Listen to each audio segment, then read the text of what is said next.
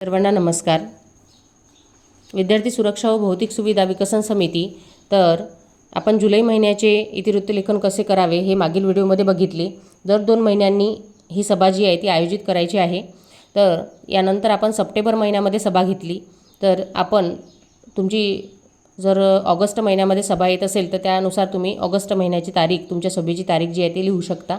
तर सूचना कशा प्रकारे द्यायची आहे, सभेच्या अगोदर तुम्हाला सूचना द्यायची असते. विद्यार्थी सुरक्षा व भौतिक सुविधा विकसन समितीच्या सर्व सभासदांना सूचित करण्यात येते की समितीची सभा तुम्हाला दिनांक टाकून घ्यायचा आहे. जशी माझ्या शाळेची सभा 3/9/2025 बुधवारी नियोजित करण्यात आली आहे. तर करिता सभेसाठी सकाळी 10 वाजता जिल्हा परिषद प्राथमिक शाळा जी असेल तुमच्या शाळेचं नाव टाकून घ्यायचं आहे, कार्यालयात उपस्थित राहावे. तर सभेचे विषय जे आहे त्या ठिकाणी मेन्शन करून घ्यायचे आहेत. तर आपण आता इतिवृत्त लेखन ही सूचना द्यायची आहे. यानंतर इतिवृत्त लेखन सभा चालू झाल्यानंतर दुसऱ्या दिवशी कशा प्रकारे करायचे तर ते आपण आज या व्हिडिओमधून बघणार आहे. सप्टेंबर महिन्यामध्ये 3 तारखेला या ठिकाणी सभा घेण्यात आली. तुमच्या सभेनुसार तुम्ही तारीख आणि वार चेंज करून तुम्हाला लिहायचा आहे.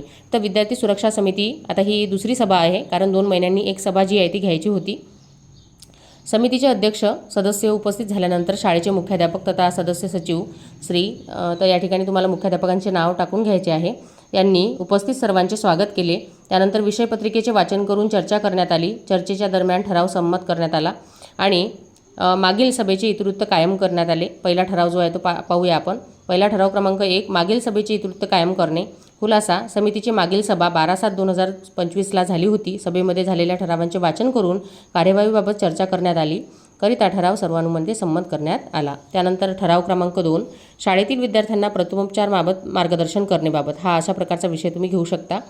तर सुरक्षा च्या संबंधित हा आहे, प्रथमोपचार संबंधित, आरोग्य संबंधित. तर खुलासा: शाळेतील विद्यार्थ्यांना शाळेत किंवा मैदानावर खेळताना इजा किंवा जखम झाल्यास प्रथमोपचार करण्यात यावा. यासाठी प्रथमोपचार पेटीतील साहित्य कसे वापरायचे याबाबत मार्गदर्शन करण्यासाठी प्राथमिक उपचार केंद्र कोदामेंडी, म्हणजे ज्या ठिकाणी तुमचं प्राथमिक उपचार केंद्र या ठिकाणी असेल तर त्या ठिकाणचं नाव, त्या मार्गदर्शकांचं नाव, म्हणजे त्या ठिकाणी जे आपल्याला आरोग्यसेवक किंवा डॉक्टर जे आहे तर त्यांचं नाव यांना आमंत्रित करून कार्यशाळा आयोजित करण्यात यावी की त्यांना विद्यार्थ्यांना एक्सपायरी डेट झालेले औषधे कसे ओळखायचे किंवा त्यांचा वापर कसा करायचा. एखाद्याला जखम झाली असेल किंवा पडला असेल, अचानक चक्कर वगैरे आले तर कशा प्रकारे प्रथमोपचार करावे याचं मार्गदर्शन जे आहे ते तुम्हाला विद्यार्थ्यांना द्यायचं आहे कार्यशाळा आयोजित करून. त्यानंतर बघू शकतो आपण ठराव क्रमांक 3मध्ये पायाभूत भौतिक सुविधा अंतर्गत 1ली ते 5वी. तर तुमची शाळा जर 8वीपर्यंत असेल तर तुम्ही 1ली ते 8वीपर्यंत पायाभूत सुविधा अंतर्गत तुमच्या वर्गांमध्ये, वर्गखोल्यांमध्ये काही कमी असेल तर ते तुम्ही करू शकता, या ठिकाणी लिहू शकता.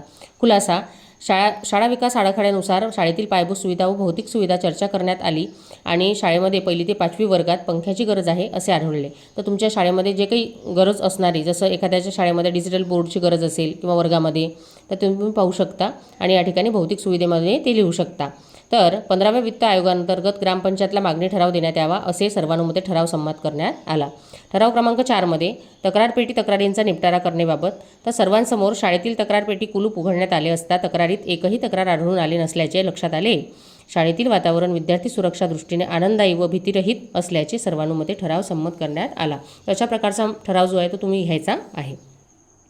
त्यानंतर पुढचा ठराव घ्यायचा आहे आपल्याला. ठराव क्रमांक 5, शाळेतील वस्तूंची पाहणी करण्याबाबत. तर तुमच्या शाळेमध्ये ज्या अडगडीच्या वस्तू आहेत त्यासंबंधी किंवा ज्या चांगल्या अवस्थेमध्ये आहेत त्यासंबंधीचा सगळी पाहणी जी आहे ती शाळा व्यवस्थापन समितीकडे असते. तर या अंतर्गत आता शाळा विकास भौतिक सुविधा व विकासन समिती यामार्फत ही पाहणी करणार आहे.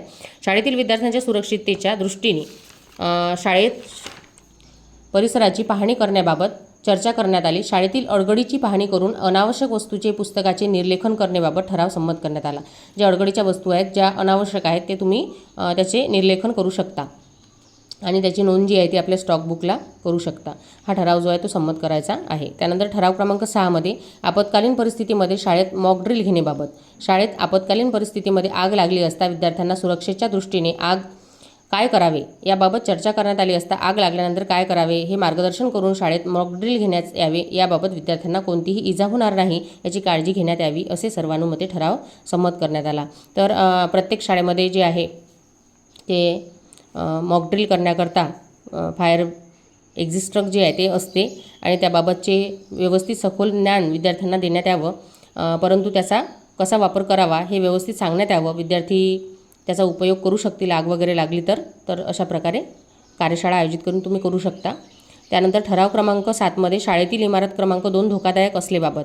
तर तुमची शाळा जर नवीन बांधकाम असेल तर हा ठराव जो आहे तो तुम्हाला घ्यायचा नाही आहे. तर जर एखादी इमारत जी आहे किंवा एखादी वर्गखोली जी आहे ती धोकादायक असेल किंवा अचानक त्याला भेगा पडल्या असतील, गळत असेल, तर त्या ठिकाणी तुम्ही अशा प्रकारचा ठराव घेऊ शकता. तर शाळेतील इमारत क्रमांक 2 जीर्ण झाली असून भिंतींना तडे गेले आहेत, त्याचबरोबर दरवाजे खिडक्या मोडकळीस आले आहेत, त्यामुळे त्या दुरुस्ती करणे आवश्यक असल्याचे सभेला सांगितले. याचा ठराव जो आहे याची चर्चा करून दुरुस्तीसाठी दाखवण्यात यावी, निर्लेखन प्रस्ताव सादर करण्यात यावा, अशा प्रकारचा ठराव जो आहे तो तुम्ही घेऊ शकता. त्यानंतर पुढचा शेवटचा ठराव जो आहे तो आहे ऐनवेळी येणारे विषय. तर सभेसाठी ऐनवेळी कोणताही विषय चर्चेस न आल्याने अध्यक्षांच्या परवानगीने सभा समाप्त करण्यात आली. तर अशा प्रकारे तुम्हाला ठराव जे आहे ते घ्यायचा आहे. त्यानंतर सदस्यांची उपस्थिती, तुम्हाला नावं सदस्यांची आणि त्यांची स्वाक्षरी जी आहे ती घ्यायची आहे. तर अशा प्रकारे तुम्ही आता सप्टेंबर महिन्याचे इतिवृत्त लेखन कसे करायचे हे आपण या व्हिडिओमधून बघितला. तर व्हिडिओ आवडल्यास लाईक करा. धन्यवाद.